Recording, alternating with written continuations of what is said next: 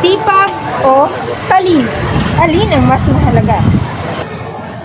Ako itong lakandiwang nagbuhat pa sa Bulacan. Buong galang sa inyo'y bumabagit ng pupugan. Taglay ko rin ang pag-asang naway maging matagumpay. Pating palak sa bigkasan kung tawagay balagtasan.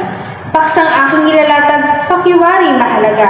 Pagkat nasasangkot dito, bayan nating sinisinta. Sa pag-unlad nitong bayan, puhunan na enubaga. Sipag ba o talino, alin ang mas mahalaga? Kaya't inyong lakandiwa ay muling nag-aanyaya ng dalawang mambibigkas na mahusay at kilala.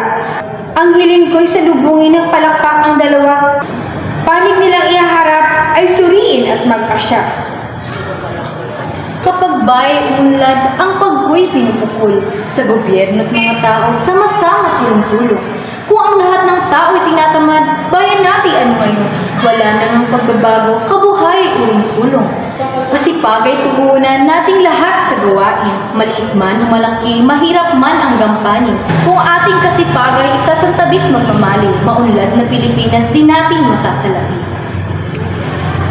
Akong abay inyong lingkod, isinilang na mahirap, at niwalang kayamanang maaaring mailantad. Pamana ng magulang ko ay talinong minahangad. Pamanang magtatanghal, puhunan sa pagbulan. Sa gobyerno at lipunan, mga tao'y may puhunan na kanilang tataglayin habang sila'y nabubuhay. Ang talino'y nagbubuklod sa pambansang kalayaan, nagbibigkis sa damdamin, makaya at makabayan. Matapos maipahayag ang panig ng magtatalo, ngayon aming ihahanda tayog ng inyong talino. Ang bawat isa'y papalaot sa napapanahong isyo, kaya't inyong timbangin upang inyong mapagsino.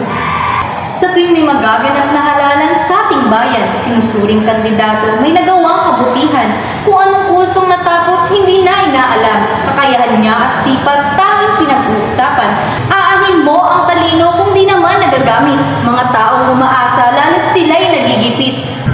Nalimutan ng pantalo, mga bayaning namatay, na nagtanggol sa ating bayan nang laya ay makamtan.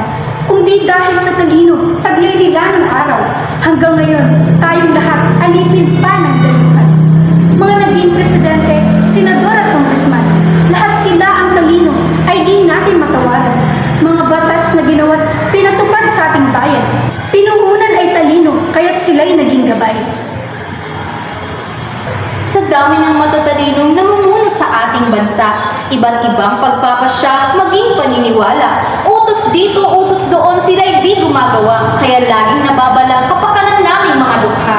Samantalang kung masipag itong mga punong halal, sa mga problema at kalamidad, sila'y laging nariyan.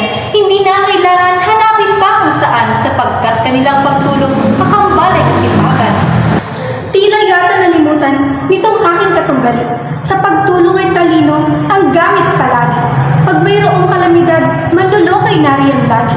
Kahit anong mas mahalaga, talino'y ipagbunyi. Matataas na gusali, supermarket, public mall, flyovers, skyways at iba't ibang komunikasyon. Lahat ng yan ay nagawa, talino ang naging puhon. Kaya't bayan ay umunlad, biyaya ay tuloy-tuloy. Sipag ang kailangan, talino ang puhunan, matalino nga tamad naman. Ang taong tamad, ginagamit ang talino para sumipag. Sipag! Talino! Saglit munang pinipigil inyo itong lakandiwa, pagtatalo ng dalawang mahuhusay na makata.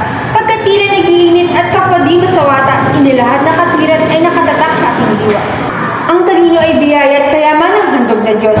Lagi natin nagagamit sa mabubuting kawat loob. Kasipagan at talino ay pagsamahin walang tuos, kaya't dapat na magsanib pagsamahin lubos-lubos. Ang talinong siyang utak sa balangkas ng paggawa, ang sipag siya'y busy sa planong binabadya.